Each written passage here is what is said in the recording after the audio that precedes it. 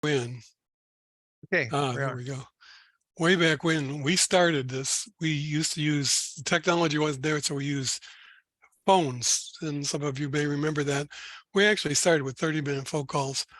And we'd get on the phone. And of course, that was the same thing. Did you record it? And of course, back then, Glow would sure nudge me, okay, make sure you got it recorded, you know, and some of our best sessions, we unfortunately forgot to record them, but we do back them up with notes. So this is session 285. We're finishing up this cycle, but we're going to be starting a new one on February 1st. It's kind of interesting because we were kind of thrown off guard. The people in EPA indicated that the announcements would be done in the first quarter of 2023, so we figured probably, well, okay, January, February or March, which is pretty early for EPA. Sometimes it was later than that. And all of a sudden, second week in January, the announcements were made. It was amazing. It caught us off guard, but we'll talk about that in a second. But we have a few of us on the call. Why don't we introduce each other? Because we do like to, because we are a small group, we do like to introduce ourselves, and sometimes we've got some new faces and have them introduce themselves and to the others. So Steve, you're on my screen first. Okay, hello everybody and Happy New Year. Good to see everybody. Haven't seen anybody for like over a month, so it's really good to see you again. I'm Steve Fenton. I work with Mike and Nolan, and I'm based in Venice, Florida, and good to see and hear from you. And I'm Mike Senyu. I'm the facilitator today, and supported by all the good people that work with us throughout the year. Nolan?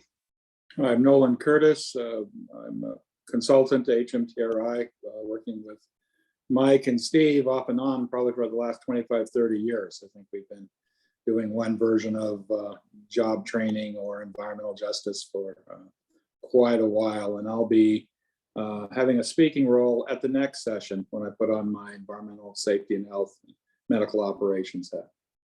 Good to see everyone. Happy New Year.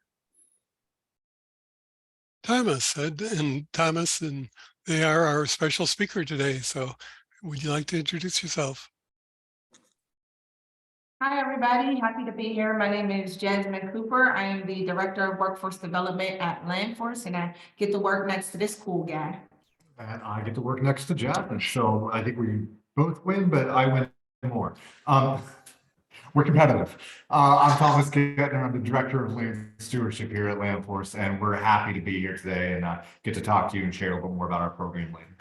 We'll hear about them in a little bit. And this is actually, congratulations, Thomas. And they are 2023 grantees, 5 years, 500,000.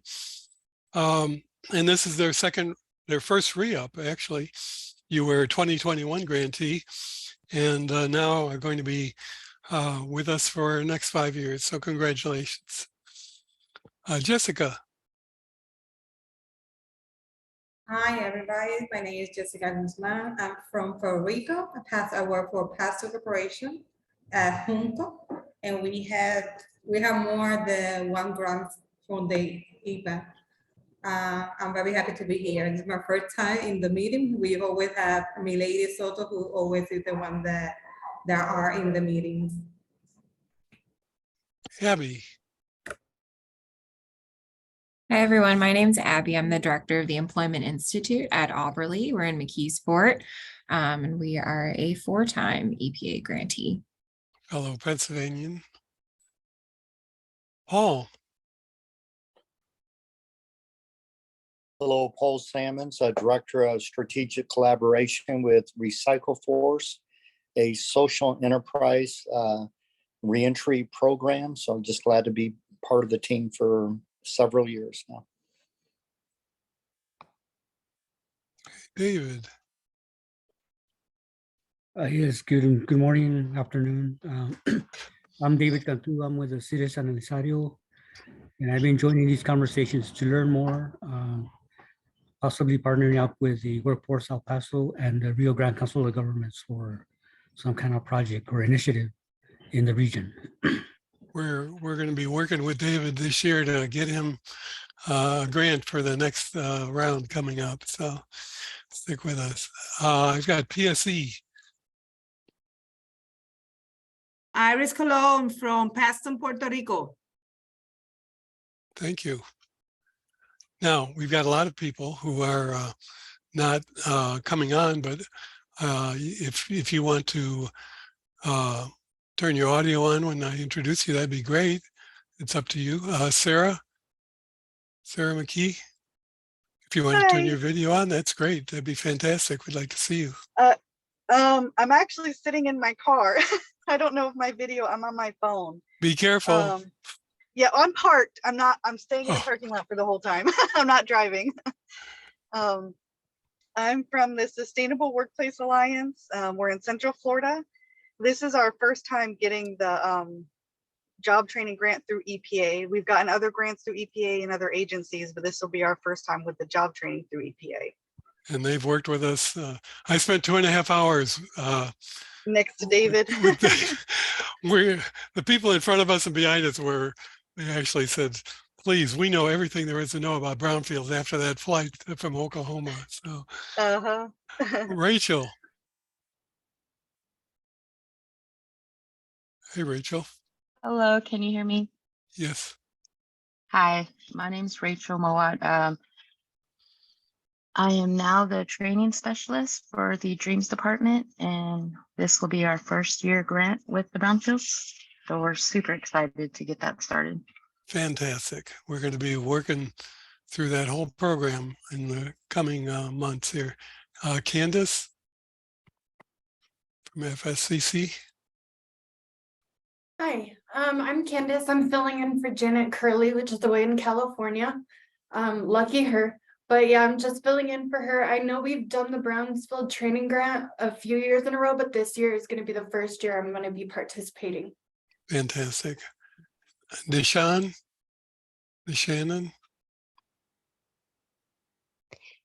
Hi, I don't know if you can see me. I think I turned on my video. I'm Nancy Shannon. I'm actually a new Brownfields project officer in EPA Region 3, and I'll be working with Gianna Rosati on the job training grants. Welcome. Let's see, Tricia Doherty from Landforce. Hi, everybody. I am Trisha. I'm also at Landforce with Jasmine and Thomas. I'm the Operations and Grants Manager, and I'm just excited to hear what everybody is up to in 2023. Good. Joan Staunton.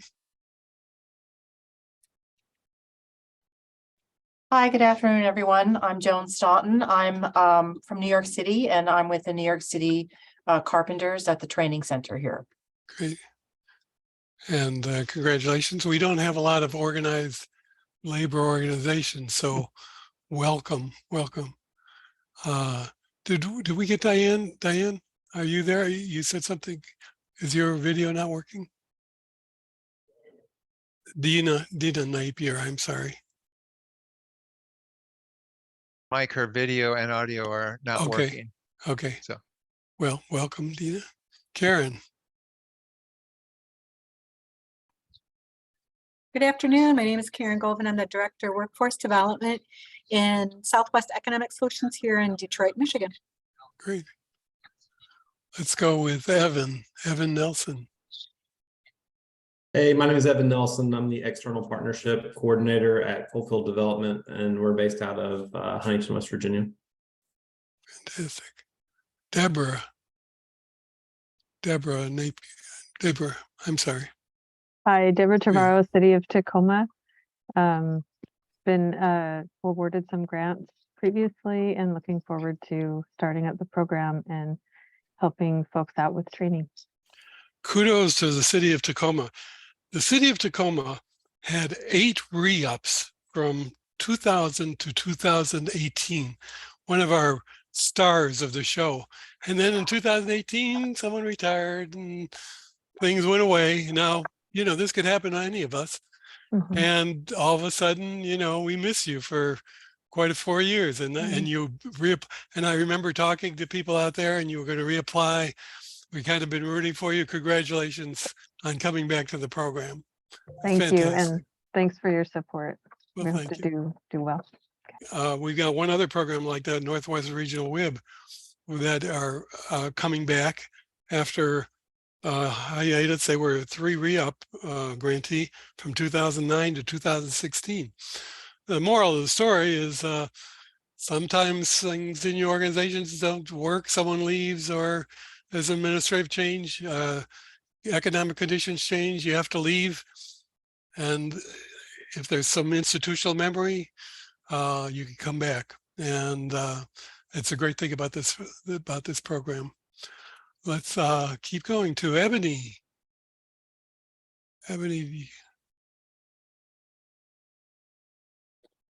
Sorry, my video is not working, but my name is Ebony. I'm with the city of Springfield, and I'm with the Green for Green program. And I'm just here to continue to learn more. Fantastic, thank you. You're welcome. And Lois? Lois Ellis.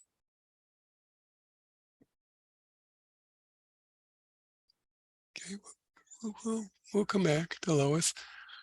And the next person always gets at all grantee meetings, always gets the prize for traveling the furthest. And this is April from Zender Environmental, all the way back from Alaska. So congratulations.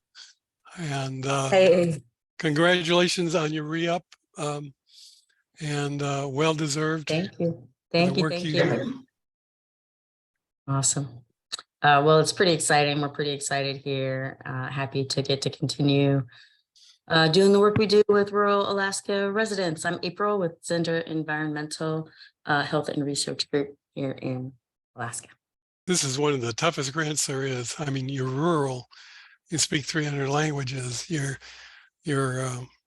super rural. You've got to fly to your destinations. It's just unbelievable what you're able to do. So, but we'll be hearing from you in later PLCs, of course. John, Wonderful. Hi, John. Hey, hi, It's how are you? popped up. Good. This is John Galiotos. I'm the Dean of Workforce Development, Southern University, Louisiana, and I'm also the PI of Region 6 Brownfields Workforce Development Training Project. Fantastic. Okay. Rita, are you there? I am here. How are you today?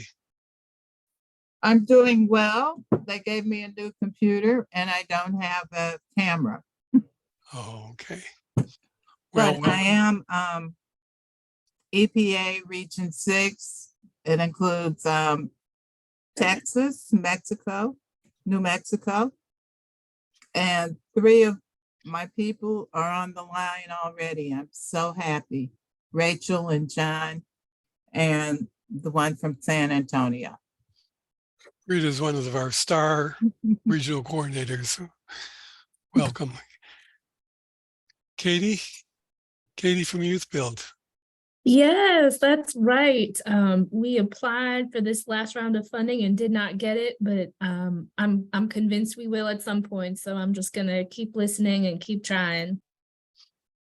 Katie, I want to say something, and you know, we're introducing ourselves, but we're also talking about some content here. It's very important that if you're not included in one of these 29 people, don't take it to heart. We had many good applications. Now they grade on the curve, okay, but they take other things in considerations, and they can only give out 29 grants. They try to level the training field so that we have a geographic distribution. We've got some new grantees. This time we have 4 new grantees. We've got some returning grantees. We've got people who have had fantastic programs. And I wish the program was much bigger than it is, but you deal with what you have and the resources you have. We always tell, and we're going to talk about this on February 1st, we always tell people who have not gotten that first year grant, that is not uncommon. Often, many of the alumni here will say, oh, we submitted a grant, we didn't get it. SWA, I think you submitted it for 3 years. I think you tried 3 times. So there are times when you're just not quite there. The idea is, and I'm going to be plugging HMTRI, but we come to the all grantee meeting that we have in May, come to the PLCs, and more important than that, learn from the other grantees who are our mentors who are here today, and come to these because they are the people that know how to get these grants, how to make them work. And basically, don't feel uncomfortable to latch on. And one of the reasons we like to introduce people like this is don't feel uncomfortable to latch on someone you feel you could work with to help you. The city of Pittsburgh, California has helped 3 grantees in California get their grants. And they got in and they said, well, this works for us. Have you done this? Have you done that? You better stay away from this. Now, we try to talk about these things in the PLC, but you people, the 25 people on the call today, you are boots on the ground, and there are no more experts out there than you because you've done it, you've been there, you know what works, and of course, you know what doesn't work because we've all done those things. So the idea of these PLC sessions is to get together, talk about what works, what doesn't work, so what to stay away from, what to caution, and ideas on what you can do. So again, whether it's Katie or anyone else out there that didn't get the positive news, don't fret about it. The beautiful thing about this program is it's an annual program. Now, we haven't gotten the details on when, where, how much, and for what number of years it's going to happen. I don't know if any of our regional people are in a position to shed light on that, but we're being optimistic and saying there's going to be some sort of a re-up this year. There's always been. And as soon as we know when that's going to be, every 2 weeks, we'll guide you through how to respond to that RFA. The RFAs don't change a whole lot from year to year.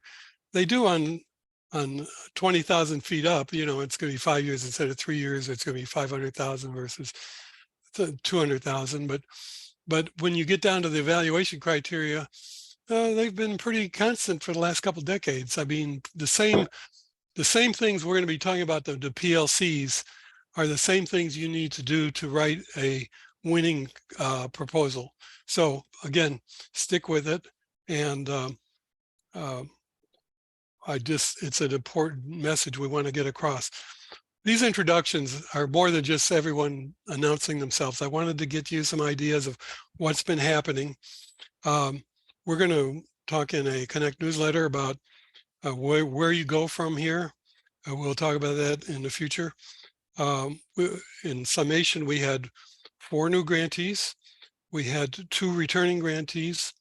The total was 29 grantees, a little over $14 million. If you take the grantees from 2020 to 2023, which haven't started yet, there'll be 59 of us. Now, the ones, the 2020 grantees are, let's say we're operating on fumes or kind of phasing out. But then we had 14 in 2021, which are going to be real important, and the 21 grantees to get an application into the next one.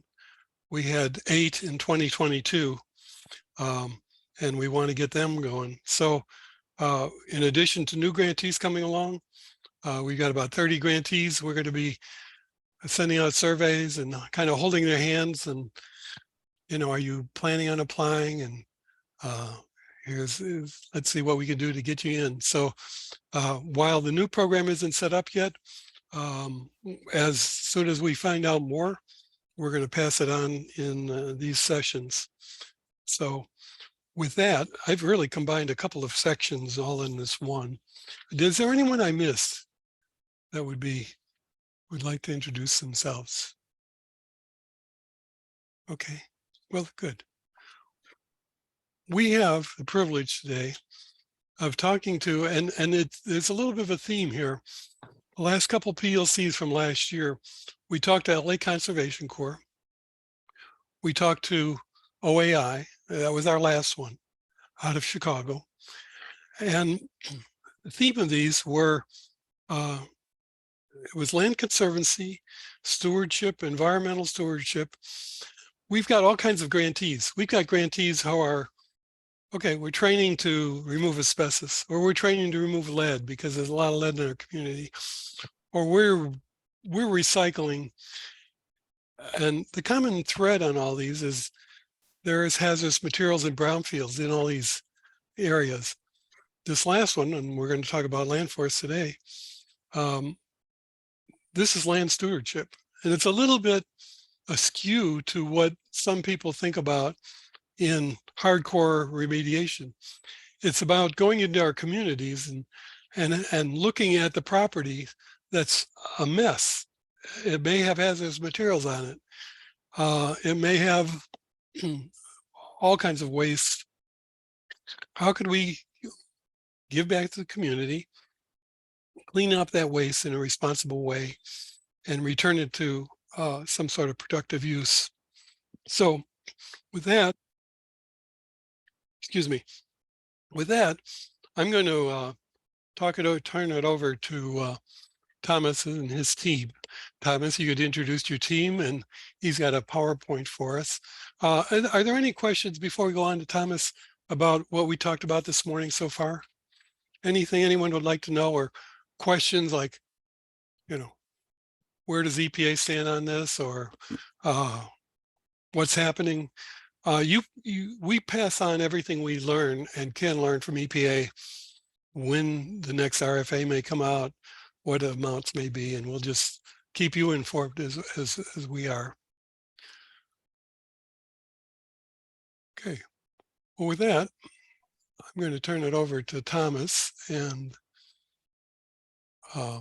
Steve is going to share screen. I already have. Thomas, you should be able to share screen. There you go. Thomas, you want to introduce your team? Yeah, I've got with me our workforce development director, Jasmine Cooper here. And we are happy to be here and happy to present this to you. Just so everybody knows, we were working up through our lunch break on this presentation today. So trying to get this buttoned up for everybody here so that you have the best learning experience you possibly can. Oh, we got to go over that, huh? There we go. All right. Everybody can see our screen good? Yes. All right. Okay, excellent. So yeah, so Landforce is a workforce development organization that does land stewardship work around the city of Pittsburgh and Allegheny County here in Pennsylvania. So we're going to give you an overview, and then we're going to dive in a little bit deeper on some of the things that make our program magical. Some questions we get asked a whole lot about, you know, how we pull this off, you know, what the secret sauce is. And we don't like to look at any of this as proprietary, so we are happy to share these slides with us, and then we'll both be available, you know, with our email addresses at the end of the presentation, so you can reach out to us later if you have any follow-up questions. So our tagline is investing in people and restoring the land. And we'd like to put investment in people first. And that's what we really are. We are kind of being aiming to be a people-centric organization here, and using people and their power, their work ethic, their desire to be involved in their community to help address some of the land stewardship issues that we have here in our area. So what does that mean to invest in people while restoring land? Jasmine, why don't you talk about this workforce readiness stuff? Sure. So on the workforce development side, when we mean invest in people, we mean doing things like the weekly one-on-one meetings that our work readiness manager does. we mean training soft skills, soft skill development to our crew members who come through our doors. We do definitely teach some good hard skills as well. And we help them with that job searching and that on-the-job experience that gets them ready for what's ahead after Landforce. So all the while, we're making these investments in people through a one-on-one touch base with everybody, talking about their barriers and how we can work beyond those and set some goals. We're also working on land stewardship projects that include habitat restoration and reforestation, trail construction, vacant lot management, green infrastructure maintenance, and placemaking. So just a couple of quick facts here. You can read through these. I'm not going to bother reading them all to you right now. But you know, we like to count on our success as part of, you know, why we're here and speaking with you today. So knowing where we came from, how we started, that's all part of our story. And so as much as it's part of our backstory, we're here to tell you about our future today. So I'll give you another minute to scan over some of this stuff and then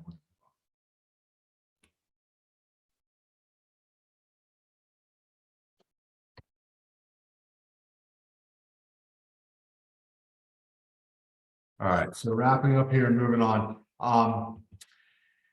So in the past 7 years, we've been able to bring on 125 trainees, and out of our training program, we've hired 106 of them as full-time crew members.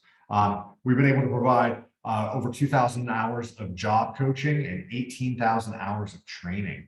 Our completion rate, our average completion rate for training is 82%, and for transitional employment is 72%. So that's where that number is different between 125 and 106.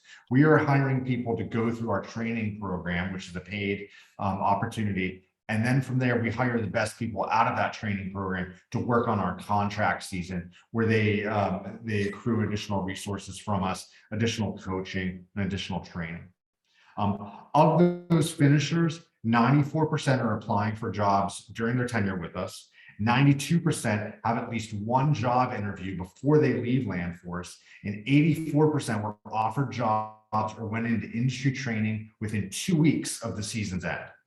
100% of our 2020 and 2021 respondents were still employed 12 months out, all with raises. So our average wages went from $15.90 to $19.13 an hour for our 2020 and 2021 cohorts. In those 7 years, we've contributed over 55,000 hours of environmental stewardship to our region, with more than $1 million in earned contract revenue coming from 30 distinct partnerships.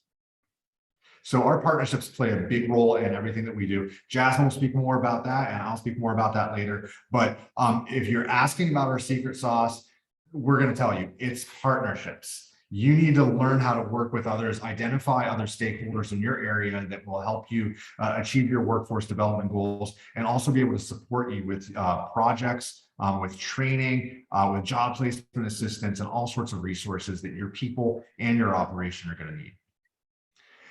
Why we are doing this here in Pittsburgh is because we're often quoted as being one of the most livable cities in the United States, but we have to ask, most livable for whom? So you can see on the left-hand side, we've got our city of Pittsburgh averages based against the averages of the greater Hazelwood neighborhood. It's actually 2 different neighborhoods put together. And you can see the disparity when it comes to the broad amount of people in our city based on and versus a neighborhood that is primarily Black and brown people and suffering from disinvestment. The greater Hazelwood area is a former steel mill community. There's a brownfield there, the former Jones and Laughlin steel plant, which is now the Alamano site or the Hazelwood Green site. So Uber has a test track there. There's a couple other research facilities for robotics that are there, but that's not really benefiting that neighborhood. So we go from this historically vibrant working class neighborhood all of a sudden to a gentrifying neighborhood where people who have lived there for multiple generations are no longer able to afford to live there as these technological companies and research places come into play in their neighborhood and really start to price people out. So we look at our work as an investment in neighborhoods We look at it as an equalizer. And when we have projects in the greater Hazelwood neighborhood, and we've got 3 different contracts there, we like to target those neighborhoods for recruitment for our program. We don't want to see anyone left behind, and we understand that the greatest need happens in these rapidly gentrifying neighborhoods here in Pittsburgh. So when we're talking about this most livable city for whom, we have to wonder what our justice system has to do with that. So our Allegheny County jail population is 67% Black, even though our Allegheny County population as a whole is less than 13% Black. Within Pittsburgh, the Black population is around 23%, but according to the Abolitionist Law Center's report, Black residents in 2019 experienced 69% of all searches and seizures made without a warrant and 63% of all arrests by the Pittsburgh Bureau of Police. A 2018 report found that Black teens in Allegheny County were 20 times more likely to be charged with adults compared to white teens. The disparities continue. A 2020 study conducted by researchers at the University of Pittsburgh and Carnegie Mellon and the Allegheny County Health Department found that the region's most polluted census tracts are often in poor and minority neighborhoods, while those census tracts with the cleanest air tend to be in wealthier and whiter neighborhoods. This results in a higher rate of air pollution-related deaths from coronary heart disease in poor and minority neighborhoods. So we're talking about the justice system having disparities. We're talking about disparities in pollution and economic opportunities. And so we try to be an interrupter to those cycles and also an equalizer to those cycles of disparity. So another part of the workforce development piece is that, you know, and Landforce in whole is that we're really working to push past these barriers that the crew members that come in our doors have. And the heart of what we do is we want to get you a job. So while we are an employment, we do pay you for training. We do pay you once the training is over. The idea is to help you to get a sustainable, family sustainable wage paying job. So some of the barriers to employment include mental health, homelessness, justice involvement, and addiction history. And each of those 4 barriers, we have a certain way that we want to help to address and eliminate those barriers for folks. So things like with mental health, we have restorative practices, which is a conflict resolution training. And then we also have someone come in and train on mental health and the impacts of trauma. Now, the picture that you all see here is a class that is being held for restorative practices. As you can see, it's very informal. Everyone kind of just sits around and talks, but it's so powerful and impactful that you leave feeling different. You leave feeling lighter and you leave with a different perspective. For homelessness, some folks come in and either experience homelessness when they come in. Thomas and I have actually interviewed folks who have been homeless at the time of interview, and then things happen, right? Life happens. So even folks might get homeless during the time of working with us. So we work with Allegheny Link, and we also work with the Financial Empowerment Center to try to help put money management forward and to help link you or link the crew member with different resources in and around Allegheny County. For justice involvement, we do work closely with probation and parole officers all across Allegheny County. We will hire straight out of the probation and parole office, and we'll get into that in a couple of slides. And then for addiction history, not only do we support and encourage things like meetings, allowing time and space for assistance with following through with whatever their sobriety plan is, but we also create a drug-free environment. So drugs and alcohol are not permitted, and we have a zero tolerance for that. I want to talk a little bit about our hiring process. So when you find out about Landforce and it piques your interest, we will offer you to come in for an interview. Now, we have a 3-step interview process. The first piece is that it's a panel interview, and it consists of Thomas and myself, and that is just informal. You know, we just kind of get to know you and see and tell you about Landforce and what we do. Once that's over, and as long as you are interested and you pass that part, we offer a working interview. Now, this one is an on-site experience. So that candidate will be commuted to a green space in Allegheny County to do some hands-on work, you know, and that's just to get a feel for the day-to-day position at Landforce. And then there's also a workforce development task where we ask folks to bring a library book And this book will usually talk about a skill or a job that they're interested in or want to learn more about. Now, the reason why we ask that is because it already sets the tone for the workforce development piece, where it leaves room for our work readiness manager to speak with that particular crew member on helping to set their short and long-term goals. Now, we definitely want to give a great shout out to some of the people who help Landforce be Landforce. We have amazing recruitment partners such as Garfield Jubilee, Operation Better Block, and there's a ton more. Big shout out to Auberly. There are a ton more listed here, and even some of your wonderful faces on this call today. And then we also have some training partners who we love, who come in and give us just what we need to help our crew members be successful. Restorative practices is the picture you all saw on the previous slide. We also work with the Financial Empowerment Center again. And then a few I didn't mention, Healthy Eating on a Budget, which is super awesome. We work with the Pitt Department of Nutrition located in and around our neighborhood. And we do mock interviewing with various partners where people will come in and give our crew members a mock interview to get them prepared for what an interview will actually look like. There's a few more there, and I don't want to sound robotic by reading everything, but you can also get certifications, restorative practices, and A-game work ethic certification as well. Landforce can't be Landforce without funding. So Thomas and I will talk a little about that, but we've been a recipient of the PA Department of Labor and Industry support as transitional employment, and that's through Partner for Work. That was for 2020, 21, and 22.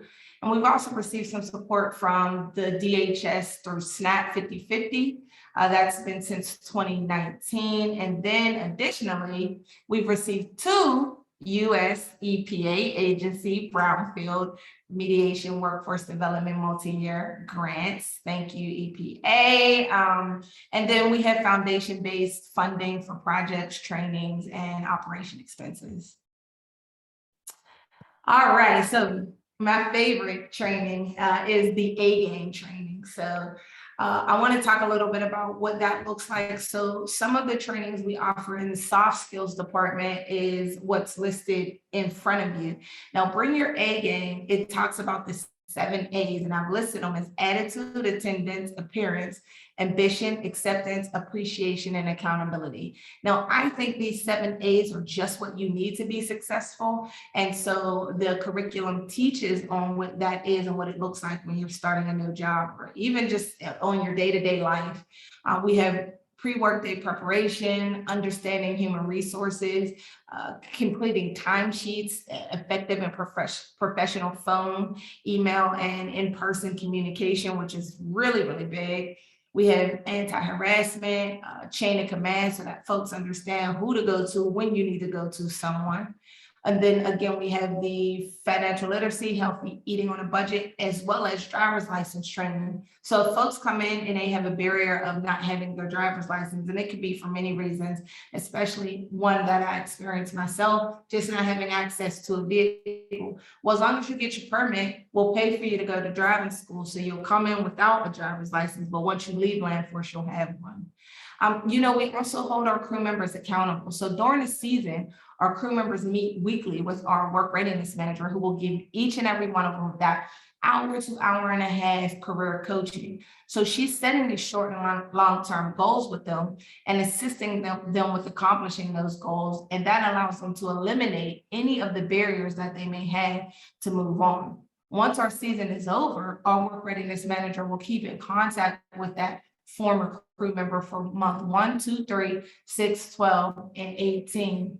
These check-ins are very vital because not only do they help to address any issues and concerns that may have arisen, but it also addresses the wins and the accomplishments that folks had once Landforce is over. Just a little bit about our hiring partners. We have Ike and Lock, Landscape, DPW, PWSA, and Davy Tree. Now, this picture here is one of our past crew members who actually left during the middle of the season to get a job as a tree climbing trainee with Davy Tree, and he absolutely loves the job. I just talked to him 2 days ago and he can't stop raving about it. So some of our successes from last year, just a quick cap, we do look to hire 25 folks a year. And you know, that we come in with 25, life happens and think the numbers dwindle down.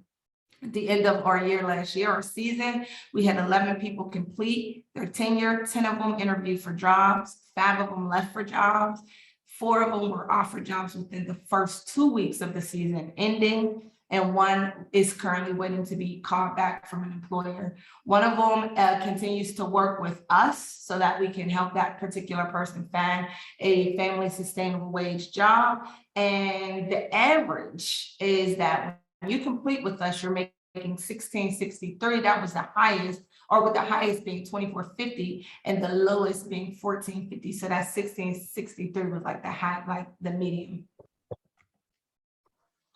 So Jasmine talked about all of our partners that help make the workforce development program the success that it is. We also have a lot of project partners that help make our contract year success. So we're working with everybody from land trust organizations, community groups, municipalities, municipal authorities, private developers, everybody. So, you know, this is just a very short list of a lot of the people we've worked with over the past year. And this covers all of our different project types. So when we start to make these partnerships and these sort of like contract opportunities with organizations, we often have to ask them, what sort of skill sets do you need us to train on to make sure that we work on your project to the level that you expect? And oftentimes that comes with a cooperative agreement where an organization might do a little bit of training with us in trade for a cheaper contract price. And that's just one way we make things work out, both on the financial end, but in the partnership building end, so that the people that are hiring us feel invested in the lives of our crew members, as well as our crew members feeling invested in the project work that they're doing. So our green infrastructure projects for just this year, we worked on 3. We had 26 rain gardens, 12 bioswales, 117 tree pits, and 106 bump outs. And I can't see that number of super greats because the screen is in the way. 68 super greats. You can see me there on the bottom left. Yes, it is cold, it was wet, and we're getting leaves out of these filters so that we don't get a lot of sediment inside of our green stormwater management systems. Trail building and maintenance. We worked on 8 of those projects in 2022, where we maintained or constructed 14.2 miles of trail. We did a 1,000-foot trail reroute. 29 box steps were constructed. We installed 6 drainage features and one 16-foot bridge. Okay. Invasive plant management and reforestation, that's another one of our project types. We had 5 of those projects in 2022 where we cleared 1.7 acres of invasives, planted 100 trees, and 1/10 of an acre was seeded. On the right-hand side, that plant that you see, that's a bush honeysuckle. That is one of the major invasives that we are removing in a project site and reforesting those areas to renaturalize a green space as it transitions into a park here in the city of Pittsburgh, actually in the neighborhood of Hazelwood, which we mentioned earlier. Vacant lots and placemaking. We had 5 of these projects in 2022.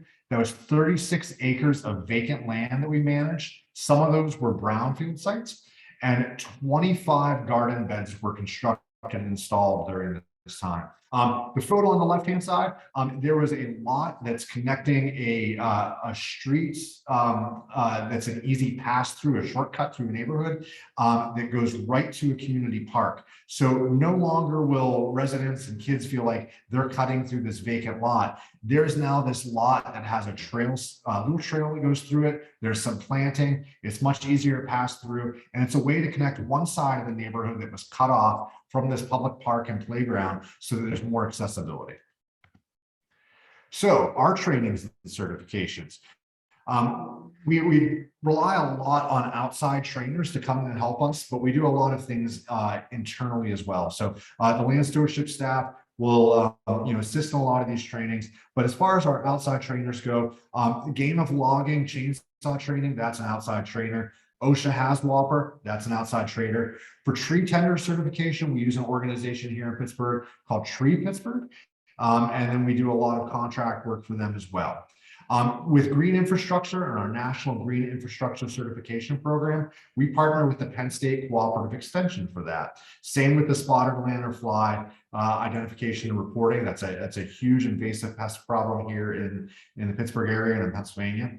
And then most of the rest of these, it's a mix of internal and external trainers to make sure that we get our crew members capacity built so they're safe and they're effective on work sites. So whether that's the trail building and maintenance work, first aid CPR training, we're doing basic carpentry and construction work, how to best manage certain invasive plants, our tool identification, safety, body mechanics. That's a big one. We want to prevent people from getting injuries from swinging a tool too wildly or not having the right foot positioning and suffering from a fall.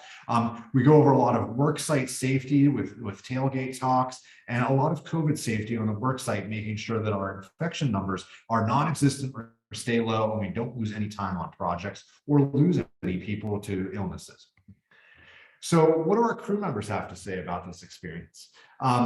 This is one of those times in every presentation where I back off and I do not read these because I have a connection to the people that said this, and I gonna admit it, I end up crying when I try to read through some of these. So I'm just gonna let you guys have the run of the screen here and just kind of review what some of the feedback we've received over the years is.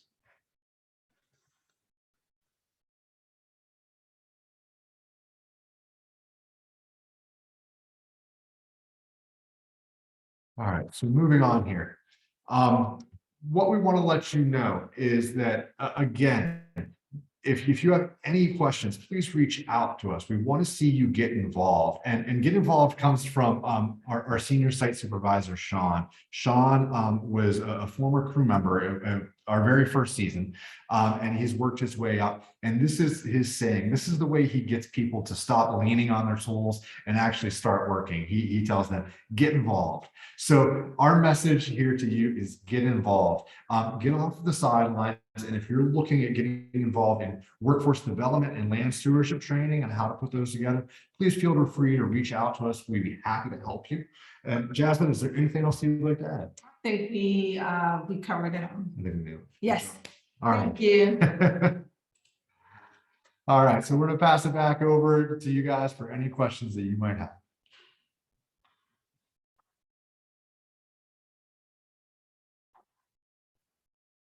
Thomas will pass those PowerPoints on to me, and we'll include them in this week's notes, so you'll be able to look at them at your leisure. Are there any questions? It's interesting.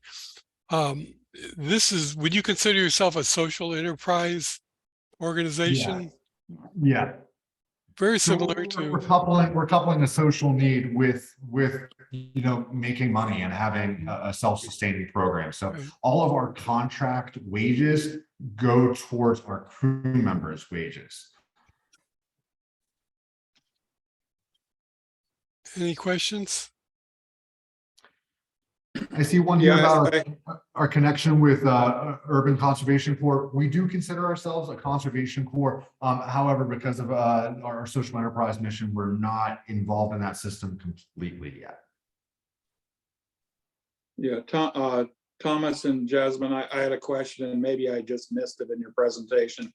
But if you look at your population of people that you're training and impacting, do you have a rough idea of what that split is between people who are returning from criminal justice system versus people who are returning from, say, drug or substance abuse, rehab, versus people who are simply underserved and not necessarily have one of the social problems, but just hadn't worked before, hadn't worked at this kind of capacity and are coming in? Do you have any idea of how your cohorts divide up? So that's something that changes by year. Jasmine's going to try to see if she has that number for you, so we can move on. We'll do some other questions and then circle back to you with an answer. Yeah, I don't need an exact number. I was just wondering about. I would say it's well over half of our crew members are formally incarcerated. And then as far as, other barriers go, there's self-reporting a high instance of mental health or previous drug or alcohol addiction issues. And Jasmine has the numbers right here. Yeah. So let's just focus on last year, 2022 season. So we had 73% of our population that had mental health.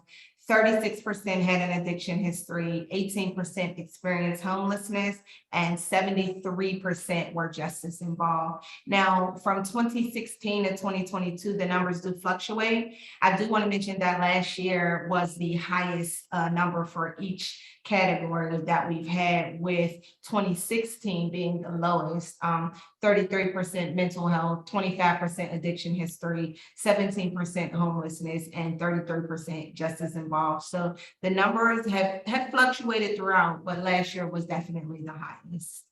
Okay, and I'm sorry, that last number for the past year for justice involved? 73%. Thank you. Yes. There's a question in the chat from Sarah McKee about how long our cohorts last. We start our recruitment process now. So our applications will go live on January 30th.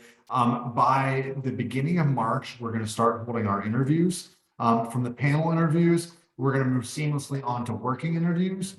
And from there, at the end of March, I believe it's the last full week of March, we'll bring in all of our trainees to start a 7-week training. From there, we'll hire people on. So that puts us at the end of April at that point. This past year, we were able to keep people working until the day before Thanksgiving.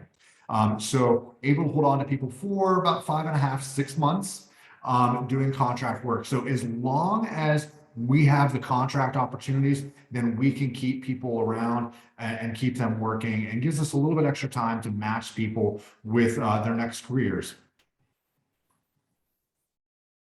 Looks like Paul, you have a question? Yes, and I had to step away for several minutes to attend some needs here. And you may have mentioned it, but I know we're also a social enterprise, and our workforce has a lot of challenges, and that correlates to a certain injury rate. Okay, and so how are you managing that side of it? From either lost time accident or we don't want to bring it, because things can happen, and I'm knocking very hard on wood. Yeah. But well, Thomas, you're out there often. Yeah, we've been very lucky with not having a lot of serious injuries per se. Sprained ankles, stubbed fingers, bee sting. I think bee stings might be our highest rate of injury. I've been stung in the armpit on a work site, and that's an uncomfortable situation, right? But yeah, so I'd say it's usually minor stuff, nothing really serious. You know, it could be something as innocuous as someone jumping out of the back of the truck and just kind of jamming up their back for a day. But haven't had a lot of serious injuries. We do stress safety. And especially when it comes time to using our more dangerous tools, chainsaws specifically, we are very safety first. So making sure that we're vetting people's ability and their confidence in the first place, but also just their safety habits. Now, before I hand a chainsaw off to somebody on a work site, you know, I'm kind of running through a couple quick questions, kind of getting, you know, making sure all their senses are there, making sure I'm not dealing with bloodshot or dilated pupils, you know, that sort of thing. So just an initial sort of safety check and making sure that, you know, people are aware of what the situation is. And then the way we talk about it within our first aid and CPR stuff is that I'm certified for your benefit. If something happens to you, I know how to manage that situation, and you need to be certified for my benefit. If something happens to me, I want you to be able to take care of me. So we look at safety as a all hands on deck sort of situation, and we've been extremely lucky in avoiding any serious injuries. Yeah, that's good. I know with us, it's just a lot of similar related items, cuts, sprains, you know, those type of things. But sometimes as the frequency increases, and our main focus is 18 to 24-year-olds, which have a tendency to have a lot more what I'll call distractions. Yeah. And so that's very good on the safety focus first. What's your average age, I guess, for your population? We're 18 and up. Our average age, you have the. We started 18, yeah, 18 and up, and then we have a group of folks who are like 18, between 18 and 24, and then it kind of jumps up to 33, up to, I think last year we had someone with 60. Okay. And we attribute that gap to the prime years for incarceration. That's what seems to happen. So, after that 24-year-old age group, we tend to lose a lot of people that would be in that demographic because they are incarcerated during that time. So we are a service that is pre those trouble years and post those trouble years. Some of our older gentlemen that we've had in the past, love work. They love to be involved, in their body. They're trying real hard to keep up with it. And we have some young people that this is their first time off the couch without an Xbox controller in their hands. So, we've got a big varied capacity within people regardless of age. Okay. Thank you very much. Mm-hmm.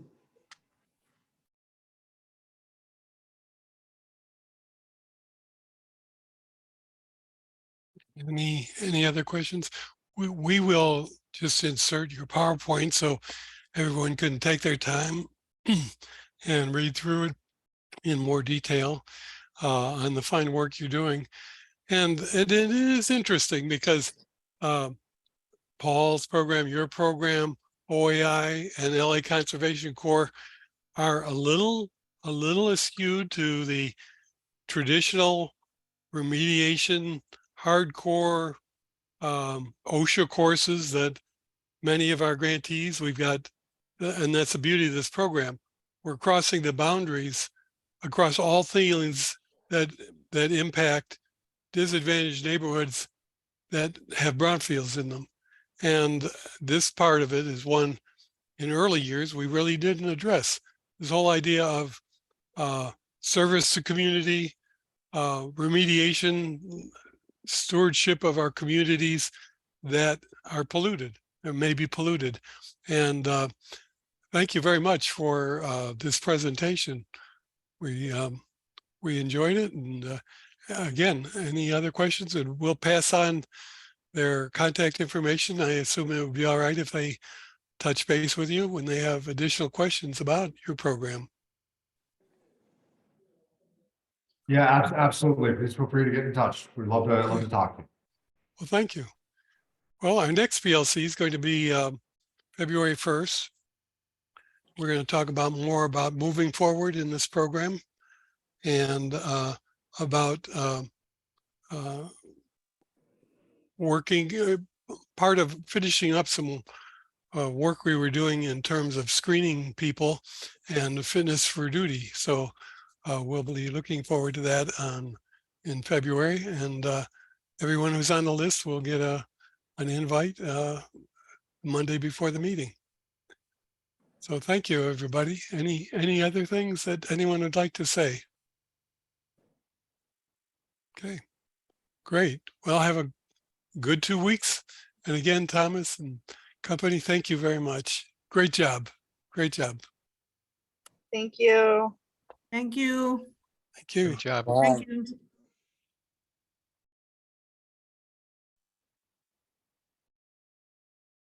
Steve, now you could stop the recording. Okay, let's see.